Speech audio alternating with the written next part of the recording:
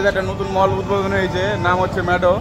তো ওইখানে মানে নতুন ওপেনিং অফার চলছে, মানে যা নিবা একটা স্লিপ করে দিচ্ছে, আজকে একটা নাকি প্রাইস বের হবে। ভাবছি সস্তা জিনিস খুঁজবো আমরা কি পাই, তো সস্তা জিনিস যেটা পাবো ওটা নিবো, আলাদা দুটা নিবো, আলাদা আলাদা বিল করবো, তারপর ওটা আবার টোকেন নিয়ে জমা করে দেবো। 19 টাকা জিনিস পেয়েছে গাই, ফার্স্ট ফ্লোরে কিছু পাইনি না, গ্রাউন্ড ফ্লোরে ফার্স্ট ফ্লোরে এসে 19 টাকা নিয়ে যাই, দুটো নিয়ে নেওয়া। আমরা এটা ক্যান্সেল করে দিলাম গাই, হয়তো 20 টাকা লাগছে, কিন্তু আমাদের কোনো কাজে জিনিস না, হয়তো 10-20 টাকা আরো বেশি দিয়ে আমরা কিছু একটা কাজে জিনিস খুঁজছি। বেশি একটা 29 টাকা জিনিস পেয়েছে, ও নিয়ে নিল, আমি আমার জন্য খুঁজছি কিছু।